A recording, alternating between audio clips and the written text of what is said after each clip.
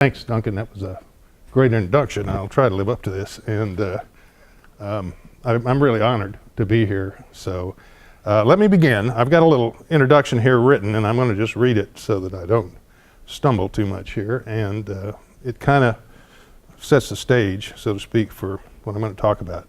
So this is the remarkable story of young Dallas entrepreneurs who foresaw a market and then developed the technology that enriched what became one of the world's defining cultural phenomena, the rock concert.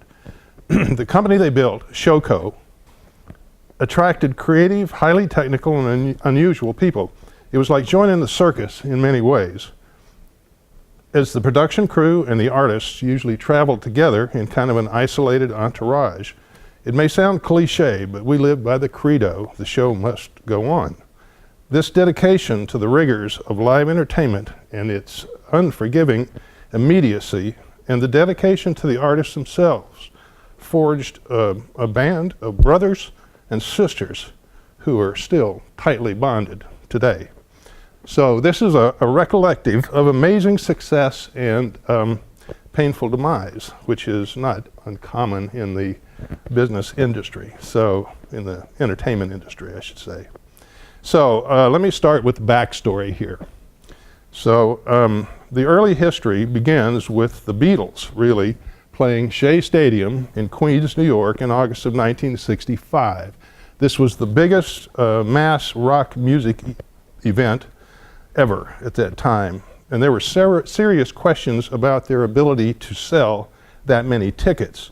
The Beatles were especially concerned themselves. So promoter Sid Bernstein promised the Beatles manager, Brian Epstein, that he would pay him $10 for every unsold seat. Well, the show sold out immediately to 55,000 fans. And Bernstein made $340,000 on the gig. It was the biggest gross for a single live event up to that time. Technically, it was pretty crude. There was no public address system. There were no vocal monitors, so the band couldn't hear themselves. The fans were seated in the stadium a long way from the stage, and the Beatles' vocals were fed through the puny stadium's announcement speakers up in the stand. All anybody heard during the entire concert were screaming fans. The Beatles couldn't hear themselves. The music couldn't be heard. It was a total washout. Beatles played 12 songs in 30 minutes and split. But that single event demonstrated the potential draw of pop music. And of course, in 1966, they came back to Shea Stadium and did a phenomenal show. And there was actually a riot. The crowd poured out of the stands onto the stage, but that's another story. So we move on to August of 1969. To the Woodstock Festival. It was the next kind of monumental event in the history of kind of rock. There were 32 bands over 4 days, 400,000 fans showed up, and this guy named Bill Hanley was hired to do sound. There's Bill on the little mixing platform there on the left. Bill is considered the godfather of concert sound. He had done the Newport Jazz Festival by that time.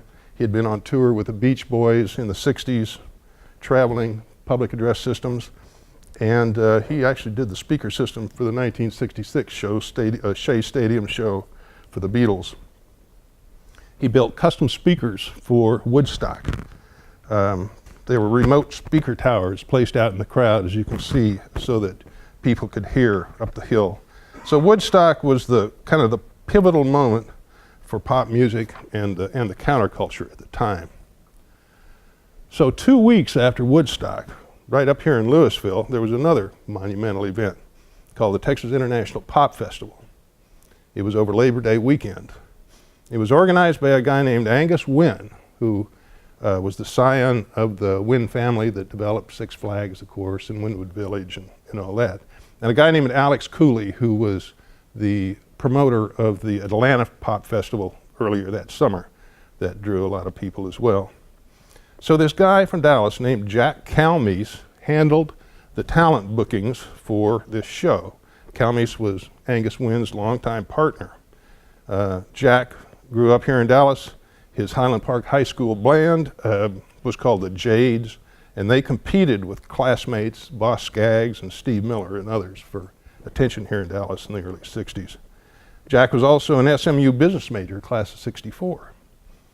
So he and Wynn formed a company called Shoko in 1964 as a management company. And they were partners in a Greenville Avenue nightclub called Soul City. And there was a band, Soul Society, that was a house band. And Calmes played guitar in that band, so Jack was a musician. Jack and Angus had booked the Beach Boys, Bob Dylan, the Doors, and others in Market Hall over the years. And Angus always said Jack Calmes had Chuck Berry's phone number in his hip pocket. So Calmes was quite a promoter and was quite a character. Anyway, the Texas Pop Festival had 22 bands. It was a 3-day event, drew about 150,000 fans. It wasn't quite Woodstock, but it was still a pretty big event. There were few problems as well, nothing like Woodstock, despite a lot of bad publicity here in Dallas about the thing. So they brought Bill Hanley's PA down from Woodstock to ensure good sound. So Bill had built these half-ton bass bins, bass cabinets, as you can see there, with these giant cast mid-range horns on the top of them. And he had this whole bunch of McIntosh tube power amps that were mounted under the stage. And he'd cordoned off the scaffolding where they were with plastic sheeting, and it had window air conditioners in there to keep them cool. So it was pretty crude. The system wiring was kind of soldered in place by Bill at the time. He'd put it together on the site and make it work. It was kind of unreliable, but it sounded pretty good for the day. Pop Festival was a success musically, but it was a total disaster for Angus and Jack Calmes. They lost about $100,000 on the deal, and Shoko ceased to exist. So in 1970, Jack Calmes revived Shoko as a sound company. Jack realized at the time there was a market for good sound reinforcement and reliability. Texas Pop Festival demonstrated the obvious need for a new sound company and new sound technology. Calmes also knew that Bill Hanley was the only guy to get paid on the production crew at Texas Pop Festival. So new bands were emerging. They were contacting Calmes all the time, and concerts were beginning to be a happening. Jack wanted to capitalize on that movement. He could see what was coming, but he needed good technical help. Calmes wasn't technical. So enter this guy, a guy named Rusty Boucher. He was a friend and a bandmate of Calmes. He played in Soul Society, this band. He was a bass player and had built the club's sound system, which was excellent. Rusty was a grad of SMU, class of 66, double E. And he was at the time working for Texas Instruments, designing laser cavities for their fledgling defense program. And Calmes had also asked Rusty to play bass for Freddie King. I don't know how many of you guys remember Freddie King, but he was a monumental blues player from Dallas here. He played for Freddie at the Texas Pop Festival, where he saw Hanley's PA. And so as an engineer, Rusty kind of realized that we can do a lot better than this. It's pretty crude. So the next guy they recruited, here's all four of the guys. The next guy, Jack Maxon on the far right, was a University of Oklahoma grad, and was an expert in sound. He had built a studio and ran the studio called Spot Productions in Fort Worth. They produced Chicken Man, which was a jingle that was real popular at the time. Jack was the nephew of Everett DeGoyer, who was one of the founders of Geophysical Services that, of course, spun off TI. He was also a friend of the band. The fourth guy, who's in the middle with the long hair, well, they all have long hair and mustache, but anyway, David was a vocalist and a trumpet player in Soul Society, the band. He was also an SMU grad, class of 64, with an MBA.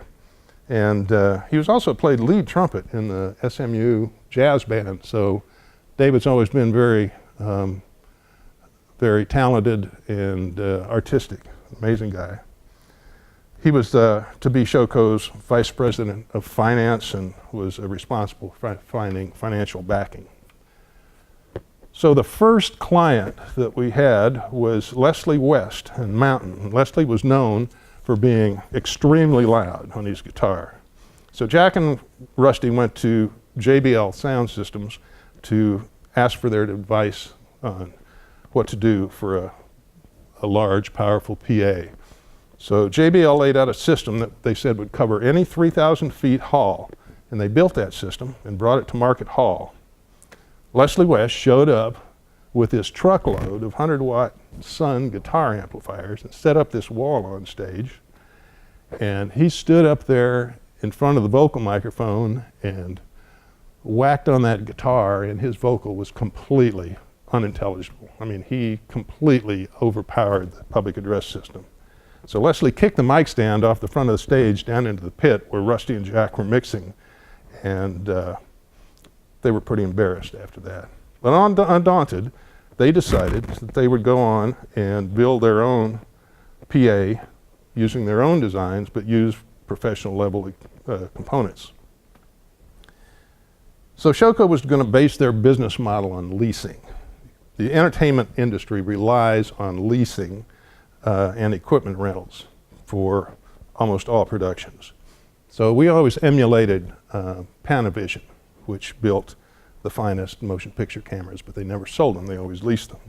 So the strategy was very successful for many years. So our early client list included in the 70s Three Dog Night.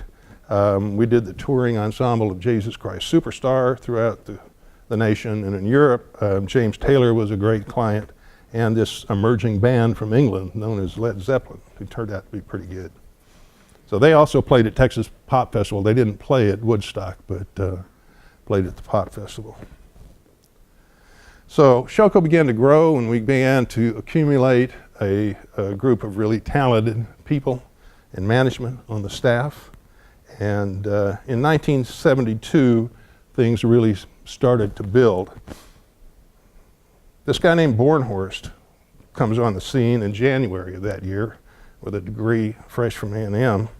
And I had been searching the job market, looking for a job in defense primarily, and had come to Dallas and moved in with an old classmate of mine and his new wife to kind of mine the Dallas market, and wasn't doing very good. So after about a month or month and a half of living with him, Luann, CB's wife, hands me a little clipping out of the Dallas Morning News, and it says, rock and roll was the headline, sound engineer, degree required. So I put on a suit and went down and interviewed. So Shoko was building this really modular, portable, highly reliable sound equipment at that time. They were packaging the components in big configurable systems. They designed for the road and pretty much foolproof. You can see the big speaker stacks there on either side of the dripping spring stage. They were also developing their own electronics equipment. They were building microphone mixers and power amplifiers, designing cabling systems. Man, I was in heaven. I'd been interested in audio all my life, and so this was like the dream job. So one of my first projects with them was to develop and build an integrated circuit-based frequency dividing network. It turned out to be about 1/10 the price of the commercial unit that they were using in their consoles at the time. So I immediately gained some credibility with the company, and we carried on. So in 1973, we decided that we were going to build a really proper mixing desk for audio. And it was the first console ever built strictly for touring needs. And Jack Maxon wrote the spec for this thing. And Rusty Boucher did the mechanical design.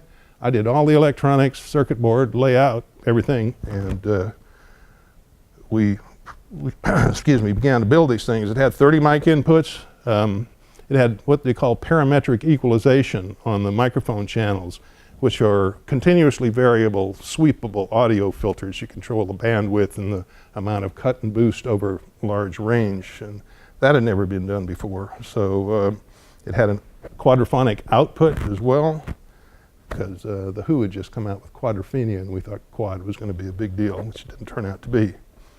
It was also an all-integrated circuit design.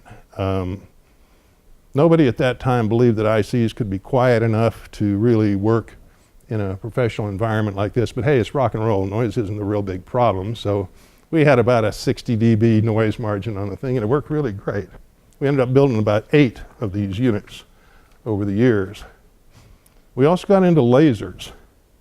We were the first company to tour lasers for major shows in a big way. This is a 5-watt Krypton unit that had multi-line, multispectral line outputs, so you could put mirrors in it as well, and it lased at all those frequencies and put out a pretty good white light. So it was pretty cool. There wasn't much regulation at the time, but we were careful. Never got into trouble, never hurt anybody that we know of. We also began to venture into stage lighting. This is Leon Russell and his group in about 1973. A guy named John Tedesco developed this airlift tower that holds the lights up there in the back. As you can see, it was really innovative. It was a box that was self-contained. Each box had 12 lights on it, in a big rack, and there was a telescoping cylinder, an air cylinder inside that you'd push the button on a compressed CO2 bottle, and that whole thing would just rise up out of the box. So when you got to the show, it was really, really easy to put together. You just had to take off the lid of the box and flip it over and hook up the power, and you were done. It was fast and all self-contained. We also learned how to fabricate aluminum trussing. We bought what we called genie lifts, which were towers that supported these trusses above the stage, and we were moving along pretty good. We got the contract then to do Led Zeppelin's tour in total in 1973. The lighting, the sound, and everything. We were big time then, I'm telling you. So full production services then began in about 1976. We were growing. We got into 24-track recording. This is a Studer 24-channel console. We had 2 of these guys that we would put on tours. A couple of albums were recorded on that, notable albums.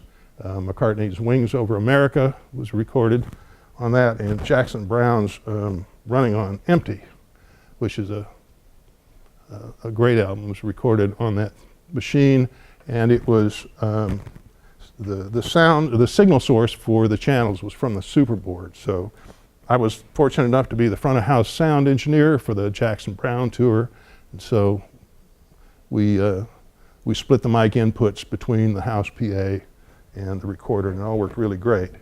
We opened a video services division as well. In '76, we were doing both recording and projection with big Ida4 machines. We got into stage design and construction as well. We built the stage for Wings Over America tour in '76. We did staging for the Rolling Stones and for Genesis. And locally here, we always did Mary Kay Cosmetics annual show, which was a big deal. We did industrials for Bell Helicopter and a lot of other people. So we were kind of branching out from rock and roll and looking at other disciplines.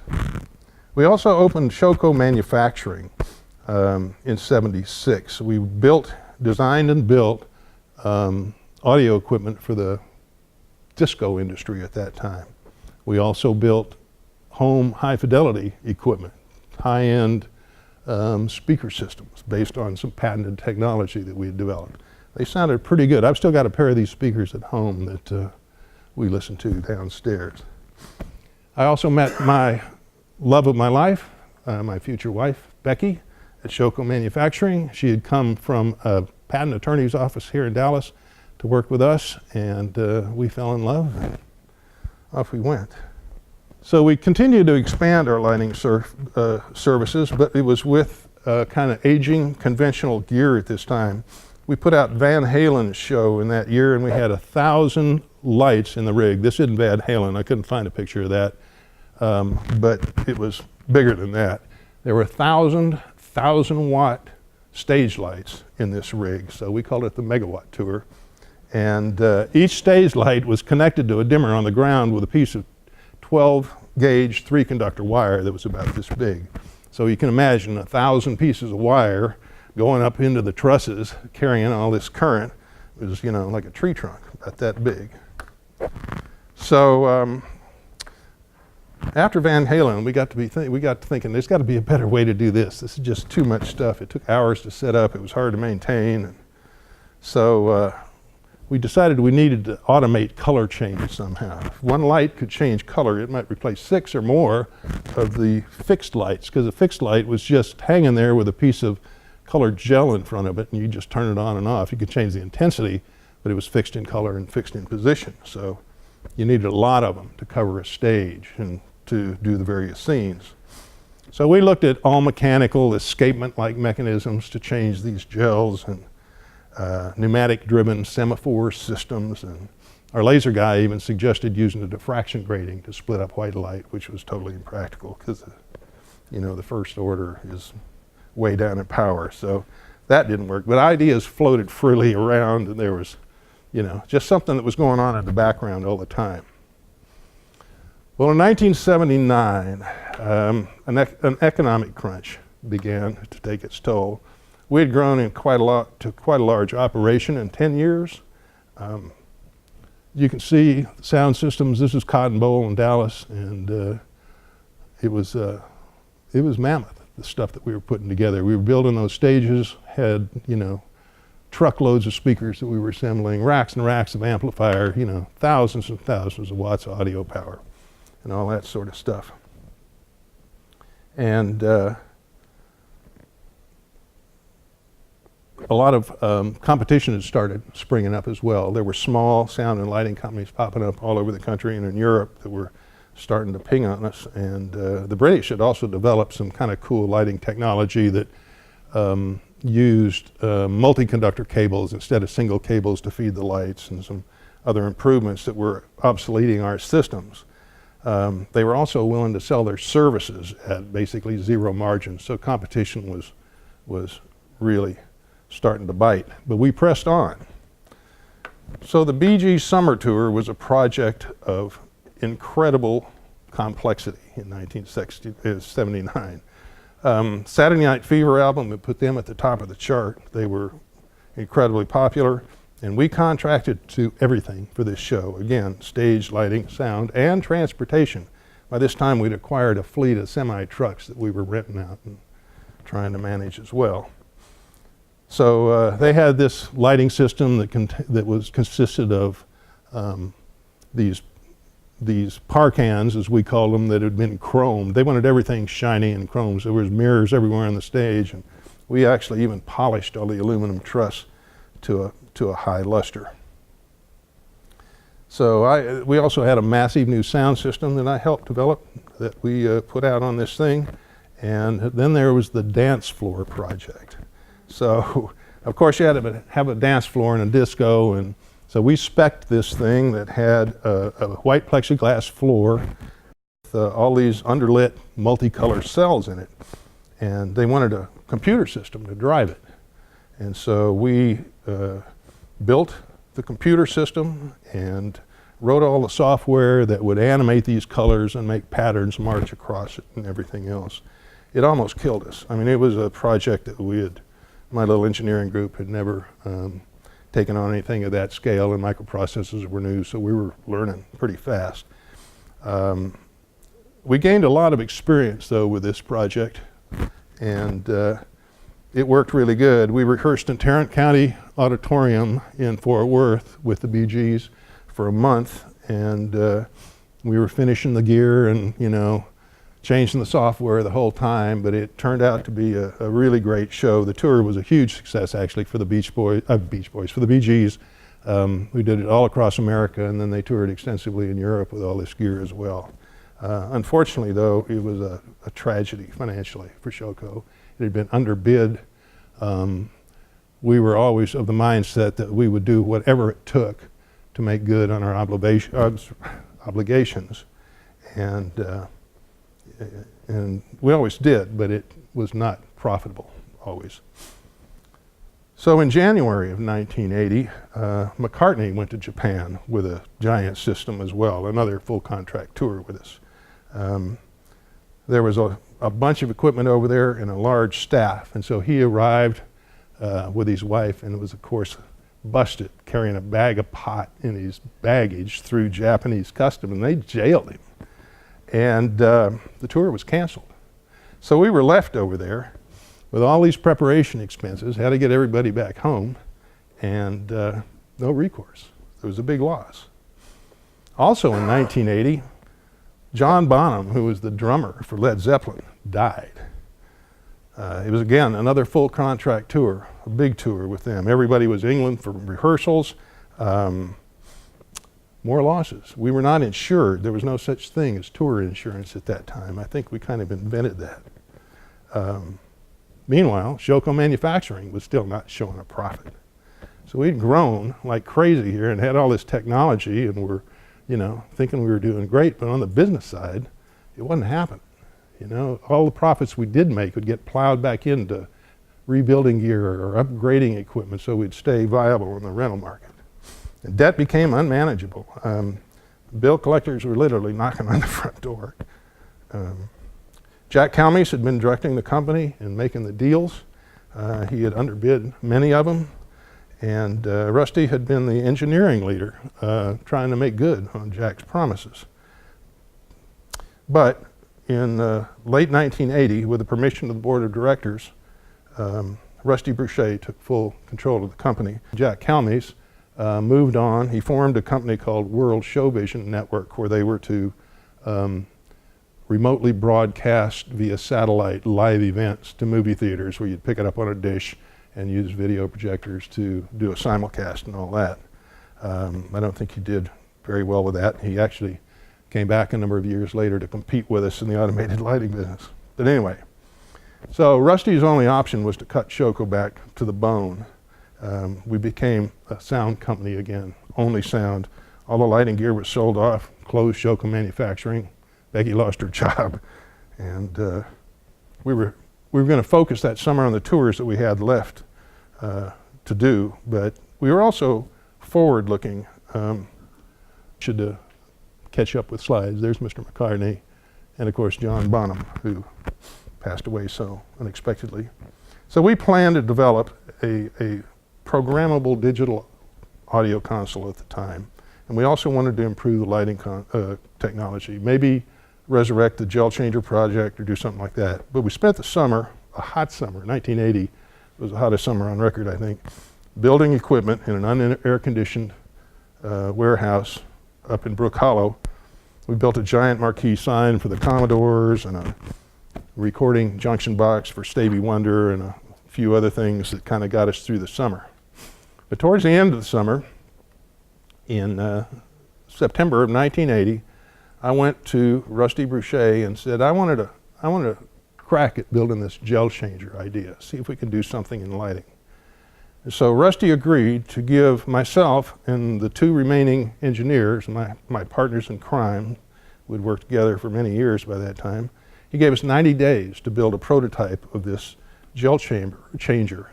So we were to begin in September and have it finished by Christmas. And the specification on this device was to take these colored sheets of plastic, which are about a little over 8 inches in diameter, and exchange them in front of one of these par lights in any combination of up to 6 gels at a time. I guess you could have all 6 in and then bring them out. And the speed spec was that had to happen in 1/10 of a second. So there's a lot of inertia in these. They had kind of steel frames around them, and they were pretty big. So, like I said, the source is this par lamp, is an 8-inch sealed reflector light. PAR stands for parabolic aluminized reflector, and there was a 1,000-watt tungsten halogen source in there, generated basically 1,000 watts of heat. The light component was a small fraction of the energy that came out of the thing. It was originally designed as a train headlight. It was really brutal and bright, but obviously size and weight was a bit of a problem. So I realized that things had to be miniaturized to make this work, to make anything out of it. So I started looking at alternate light sources. And I ran across this lamp called the GE Mark 350, that's it over there on the far right, which was a 16mm projection lamp. It was a 350 watt compact metal halide DC plasma source. It was 3 times as efficient as the PAR, lumens per watt. So 350 watts put out as much light as a 1,000-watt PAR. So well, that's pretty good.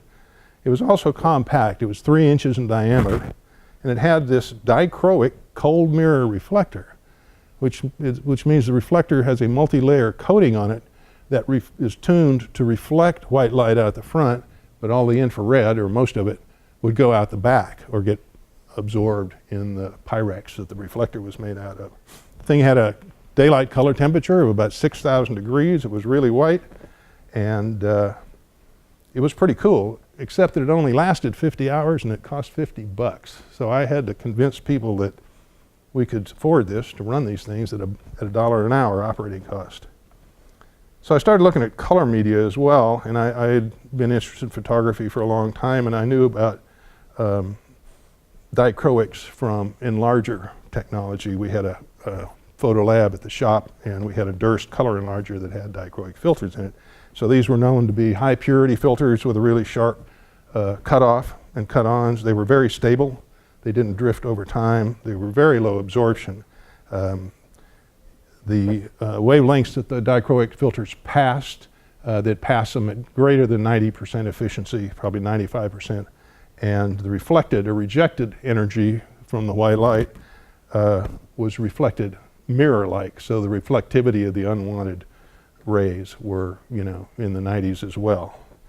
So they had a real high damage threshold. They were permanent, and they looked like a pretty good possibility.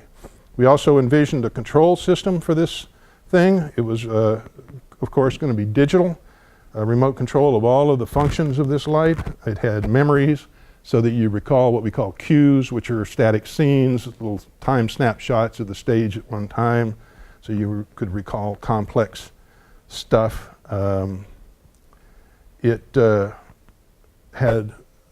We proposed analog servos for all the functions because we wanted pretty high speed, and it was to have no microprocessors because we had let our software guy go when Shoko was scaled back, and we let the lighting people go. Strangely enough, Brooks, our software guy, later came back. I'll mention him again in a minute later on, and did wonderful work for us, and then left again, came to SMU here, and earned his law degree and is now a very successful patent attorney here in Dallas. So Brooks has got quite a story as well. I had a little notebook at the time, and about the time I put this cheesy little prototype together on what I called an optical bench, I made a note in that notebook. I said, well, maybe this is the project that'll save Shoko. So we immediately began working on an optical system. I bought a Mark 350 lamp and experimenter's pack of dichroic filters from Edmund Scientific.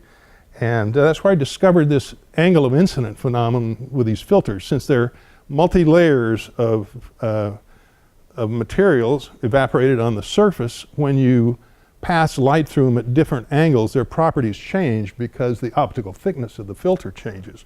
So you could twist these filters in the light beam and the colors would change over a pretty good range. It kind of reminded me of the tunable filters from the superboard, so I thought, well, you could build a continuously variable color changer and tune the colors to whatever you wanted. So late in September, Rusty Boucher got in touch with me, and he said that we wanted to have a little meeting and talk about progress on this project. Want to know where we were, because he was off running the company day in and day out, trying to keep it alive, and we were kind of tucked away working on technical stuff. And he decided we'd go to Solly's barbecue, have barbecue, and talk this over. And he invited his partner, Jack Maxon, to go with us. And so we were telling them about what we were going to do, and they were going, well, that's not a gel changer, and that's not a par can. And after some talking, fast talking, they said, well, that sounds pretty good. And Jack just happened to quip, well, if you just add 2 more motors, the thing will move. I'm going like, boy, that's a level of complexity I hadn't planned on. Now we've got to build a device that moves as well. So we built a crude prototype. That's the head with pivotally mounted filters and the lamp and a little condenser lens and some shutters and stuff. It produced what we call a wash light beam. It's a beam of light that's not hard-edged. It's used to color large portion of the stage in light. It's like a watercolors artist wash where you lay down a background of color. And of course, it had pan and tilt axes, and it worked pretty good. So that's an actual picture of the prototype that we had put together.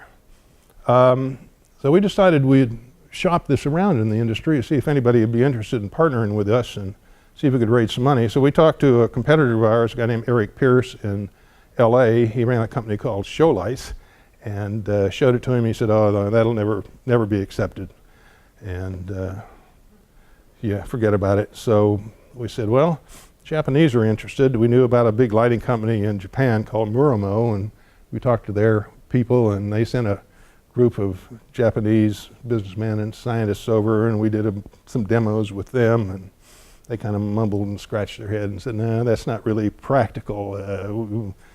They were, totally engaged in very conventional theatrical stage lighting in Japan, so they didn't get it. So we finally contacted a guy named Wally Russell, who was the president of Strand Century Lighting in Los Angeles. They were the biggest show lighting manufacturing in the world at that time. And Wally was really impressed with the thing. We had a dinner at Brook Hollow Country Club up here, and Wally was really encouraging. I mean, he kind of set us on the right course after that. Wally later became a director in the company and a great source of inspiration. Unfortunately, Wally went back to LA and he couldn't convince his board of directors to get involved, so there was no funding for it.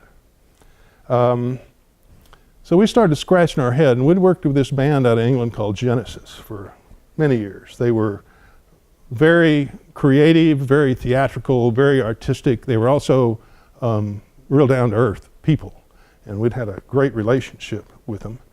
And so we called up their manager, Tony Smith, and asked if we couldn't bring this thing over and demonstrate it for them at their old farm in Surrey, southern England. They had a recording studio down there. And so Tony said, "Yeah, come on over before Christmas and we'll see what you got." So we packed up the prototype and put it in a suitcase, and Rusty and I flew over there and went out to the farm. It was cold and rainy like England in December, you can imagine, and went out to the barn to mount this thing overhead somehow, and there were these big beams up there, but I decided I'd screw it to the beams with some sheet metal screws or something that I had, and man, those beams were like steel. They were like hard as iron. It took some doing, but I finally got the thing screwed up there. So we started it up, and the lamp lit up, and we tried to move it, and it didn't move very well because it was so cold that the wires that we had running through the yoke, the insulation had gotten stiff and they wouldn't work. But after a few moments, maybe a few minutes, the heat from the lamp started warming things up, and it started working. So we brought the band and the manager into the old barn, and we'd program some cues so it'd move around and change color, and they played with it. And I remember Mike Rutherford, who was a guitarist, he quipped to me, he said, "By Jove, I didn't know it was going to move." And so we're going like, "Yeah, Mike, this is pretty cool." So we retreated to their old farmhouse, and over some tea and crumpets or something, Rusty and Tony Smith, the manager, cut a deal. Tony would put in $1 million to support us, and they wanted a 1-year exclusive on use of the equipment. He and the band members also wanted 40% of the company. Each of them would own 10%, and Varilite Limited was formed. So on the plane ride home, I proposed kind of a major design change to Rusty. I realized that the concept that we were showing them wasn't going to be bright enough in their big, powerful lighting system. The soft wash lights would be overwhelmed. You wouldn't be able to see the beams, and we needed a brighter, harder-edged instrument. So I convinced Rusty that we needed to change. And I'd been working on a different design that was much more efficient optically. It had color wheels to change color instead of the twisting mirrors. So it produced fixed colors, but did really good. These are the color wheels out of the first ones. It would do about 60 different good colors with these 21 edge filters that we put together. And there was a fourth wheel in it that had in it what we called Gobos, which were like slides in a slide projector. You could put in something with a slot in it, and it would put out a fan-like beam, that sort of thing. And you know, it was going to be pretty cool. But Rusty was really nervous at this point because we showed him this prototype and we were looking at something else. So we built 55 luminaires and a control console and a data distribution network. We called it the Series 100.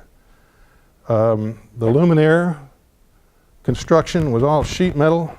I had been working on a glider project. My A&M buddy and I built a all-metal sailplane in our spare time back in those days, and so I knew a little bit about sheet metal, and we employed digital control technology but used analog reference values out of digital hardware to drive all of the DC servos in this unit. We wanted to use servos, again, to keep speed up. We wanted that 1/10 of a second color change, which was really good.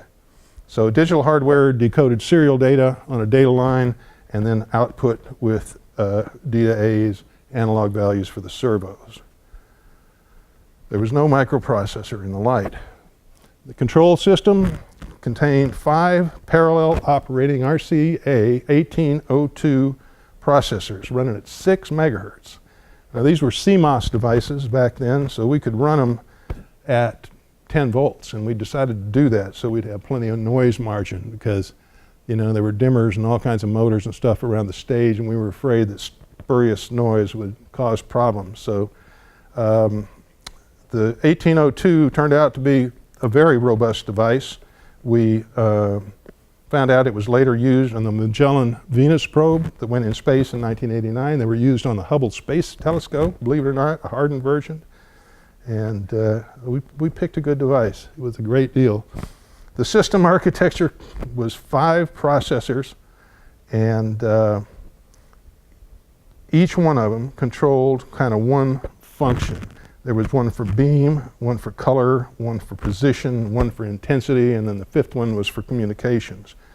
We had built what we thought we coined at the time a term we called dual access RAM, where the processors could read and write kind of simultaneously to the RAMs that connected these guys in the system. And we hired Brooks back to write software for this machine. We had non-volatile Q memory storage. We used a device at that time called an EA-ROM, an electrically alterable read-only memory. And the whole thing was wire wrapped. All the cards were wire wrapped. The back plane was wire wrapped. So I don't know how many of you all understand wire wrap technology. It was really tedious. You'd take little blue wires and strip the end and wrap them with a little gun around a tiny 25 mil square post and then go to where it was supposed to be in the circuit and wrap it to there. But it was reliable.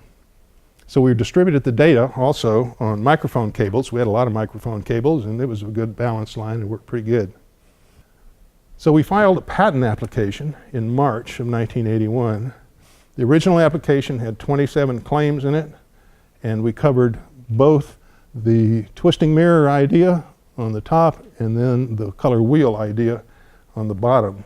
And US Patent 4392187 issued in January of 1983. This patent became or gained what's known as pioneer status in our industry. It became the most cited patent, and still is, I believe, in the lighting industry. And so its claims, having pioneer status, can be interpreted more broadly than a standard patent. And so we pursued to apply this. So in August of 1981, kind of a magic moment happened. We had built this full system of lights, 55 lights, and hung them all up in the shop on the trusses for the very first time.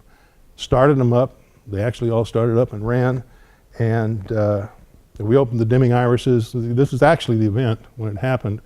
And they were nice and white and bright, and everything was cool. And then a Genesis lighting designer, a guy named Tom Littrell, walked up to the console and selected all 55 lights for manual control and just reached down and gave the tilt knob a spin, and all these beams just flew. And the effect was completely unexpected. We had never envisioned moving the lights with the beams on. We always thought Well, you'd shine it over here on one part of the stage, and then you'd put it out and move it, and then shine it over here in part of the stage in different colors. So this was like, holy moly, we were blown away. So it changed everything we were thinking at the time. And so off we went to England with this system. We rehearsed at Shepperton Studios outside of London for a month. Becky went with me, and we spent a month getting things set up, programming the lighting show, and you know, put it all together. It's me in the yellow shirt, Brooks Taylor Software next to me, and then Tom Walsh, who's our brilliant hardware designer there with a beard on the far side. So the first show was to be in Barcelona, Spain, in a bull ring on September 28th. And packed everything up, put it over there, unloaded the truck that day, and started bringing stuff into the arena. And I called it, we were coming into all the mud and the blood and the beer, because the previous night they'd had a bullfight, and yeah, there were lots of remains of all sorts of stuff laying around. But this turned out to be kind of a monumental event as well. It was the first demonstration of a large-scale automatic lighting system ever. So the way we played it is that the show started and they used their conventional lights through about the first third of the show, and then there's a song in their set called Dodo, which is kind of a weird song, but at one point it changes from being weird to kind of a bright sunny song. And when that break happened, we turned on the lights and swung all the beams out into the crowd, and the crowd was overwhelmed. I'll never forget the crowd reaction. It was incredible. So we spent the next couple months touring around Europe with this system and blowing people away. It was quite a deal. So we ended up building about 750 of these VL1 luminaires in multiple consoles. They had a lifetime of almost 20 years. And in our rental market, we figured each one of those lights generated about $250,000 a piece. So it was a nice, steady income stream from this, and the concept was working good.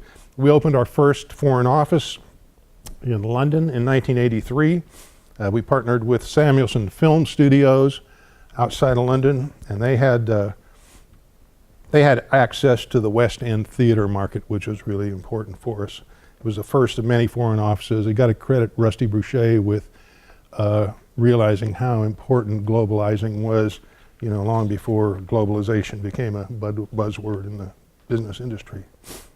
So technology marched on. In 1983, the year my son was born, began to develop the Series 200 lighting system. So this was like the next generation of stuff, and it was fully microprocessor based. There was a new spotlight and a new wash light and a new control system. And also a very fast, for the time, bidirectional data network. We built the Artisan Control Console, had a 68,000 in it. It'd support 1,000 luminaires in a system, and each luminaire had a processor in it as well. You could send out system commands from the console. Commands like, okay, everybody execute queue number 249.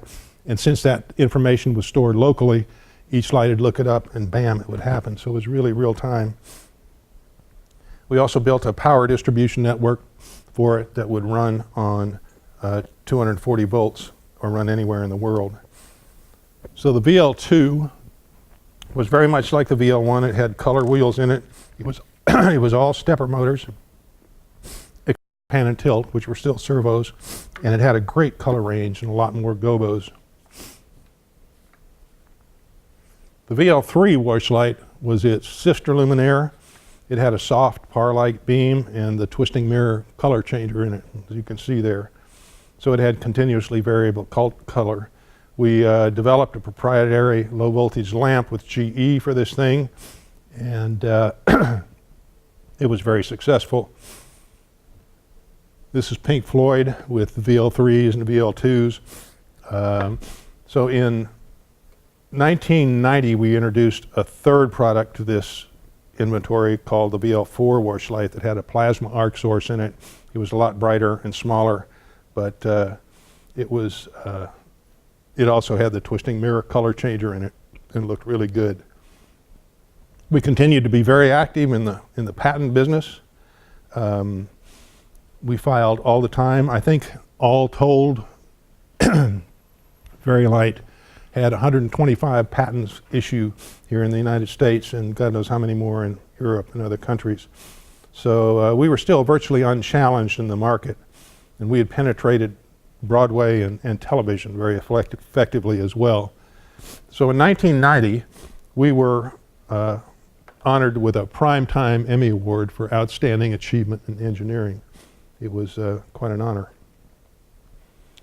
So in 1990, we began the development of what we call the VL300 series system. Again, another wash light was the beginning of the thing. The design parameters for the system was to reduce cost and size and the weight of the fixtures. And we also wanted to eliminate fans, because fan noise obviously is a big problem in television and also in theater. So we also were trying to confront increasing competition from other manufacturers who were now building pretty good products and selling them to other rental companies, and we were seeing competition. So that's the interior of the next one in this system, called a VL6, that was introduced in 1984. It's very compact, 700 watt, very, very successful and simple, but cost effective. And finally, the VL7, and this is about the time I met Duncan.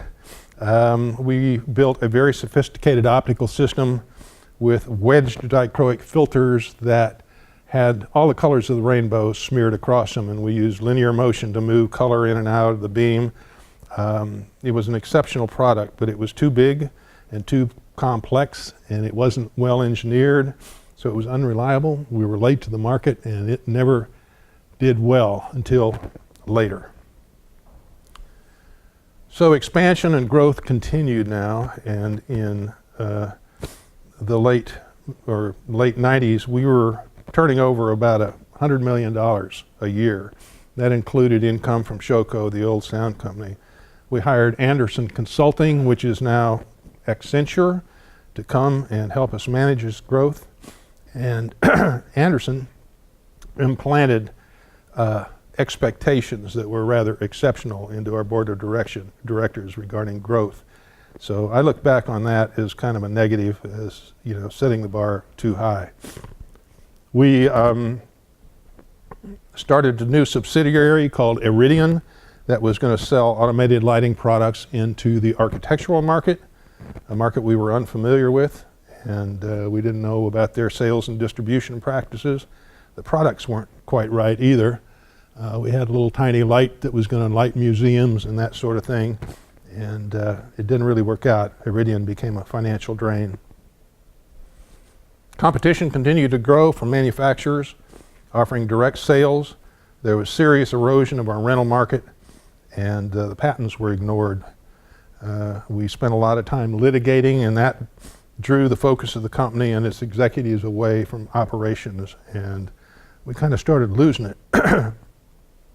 We instituted a long-term lease strategy for the Series 300 gear, which was basically a sales technique. We would lease them a system for a couple years and support it, and then they would buy it outright for $1 at the end of that time.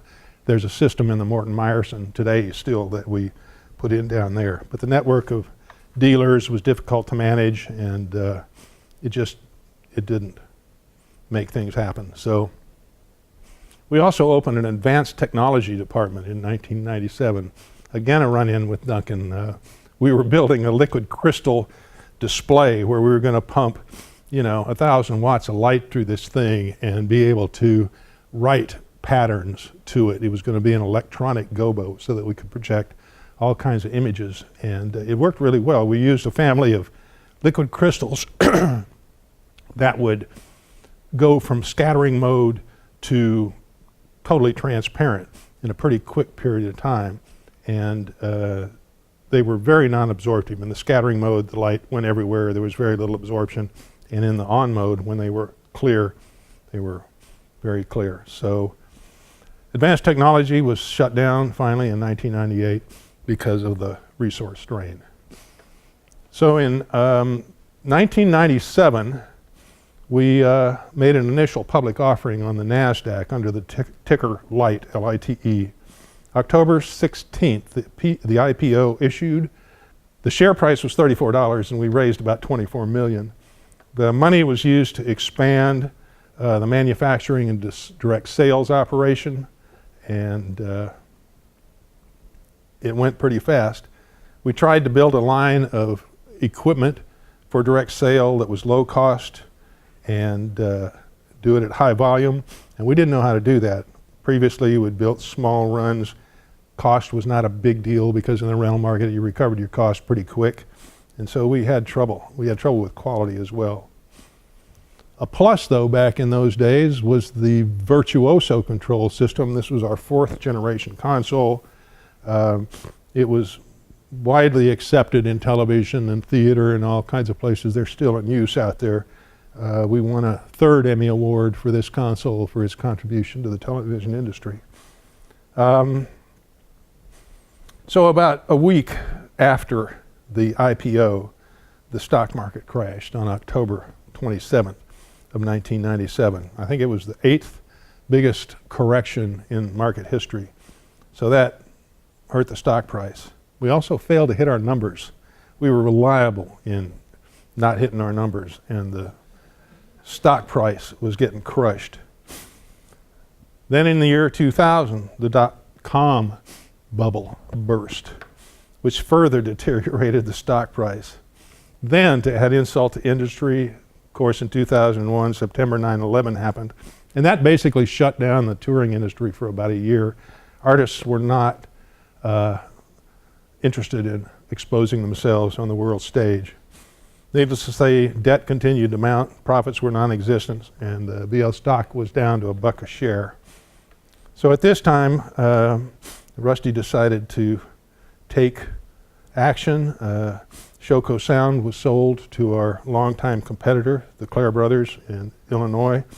And finally, in the summer of 2002, Rusty announced that Varilite had been sold to Genlite Thomas.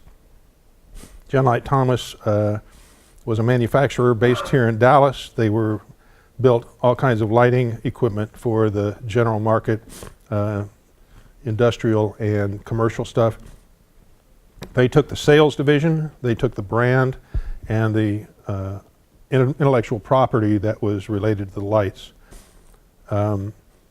So Boucher once again consolidated what remained. Varilite rental services became VL production services. And we were to keep the international inventory of lighting equipment, the control systems, and the intellectual property of the control systems, and key personnel were kept while others were laid off or they went to Genlite. The VL stock was converted to VLPS and delisted, and that's where we were. The engineering department was to continue to develop high-performance rental product. We fixed the VL7. There's Rusty giving us the bad news. We fixed the VL7 and put it on the Athens Olympics to great success.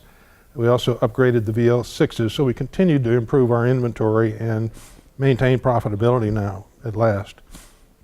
We also built a new power and signal distribution system that was quite remarkable. We were distributing now data on Ethernet over Cat5, and the system could handle lots more power over longer distances for venues like the Athens stadiums. We were also looking into Texas Instruments DLP technology. We wanted to build a digital spotlight so that we could project, high intensity moving images and color. Well, meanwhile, Boucher was looking for a buyer for VLPS. His mission was to provide retirement security for the employees, basically by liquidating the stock. He wanted stable employment also for people that were not quite ready to retire. So in 2004, we merged with PRG, Production Resource Group. out of New York. They're a full-service lighting company. We had competed with them viciously over the years. They had grown by acquisition, buying many, many small lighting companies, and really consolidated the market. They stabilized the rental market at that time.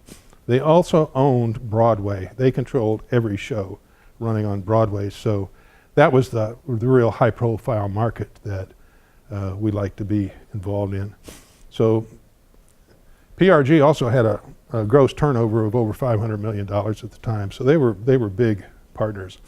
But they didn't have any automation. They would rent automated lighting for us, even at that day. So Jerry Harris, their director, wanted our technology and people. So Boucher continued to lead the engineering department for another 9 years at PRG. We built a couple of amazing spotlights, one called Bad Boy, one called Best Boy. They were amazingly complex with 14-element zoom lenses. They had 27 different axes of motion, all digital servos, controlling all functions of the beam. We built a companion wash light to go with these things and a 4th-generation lighting console. We also built a remote follow spot that was very cool. It used to be that they'd put follow spot operators up in the truss in little seats, so they'd be hanging up there above the show, you know, following the performers on the stage. We built a remote control system that allowed them to manage those spotlights remotely with video links so they could see where they were shining. So by this time, the scale of touring productions had literally gone through the roof. This is U2's 360 tour from 2009. This amazing claw that they would erect was incredible. We did a show here in Dallas with them at Jerry World that Jerry actually moved the big video screen so they could assemble this thing in that room. And it was pretty incredible. So Rusty and I both retired in March of 2013. I'd worked for him for 42 years. It was an amazing adventure. And it was begun by some amazing SMU grads. Who would have thunk that a bunch of Dallas musicians and a few hippies would actually set the stage, you know, for $1 billion industry? It's been quite a ride. Well, I think that's about all I've got. I'd be happy to take a couple of questions if anybody has any. And thank you very much for your attention.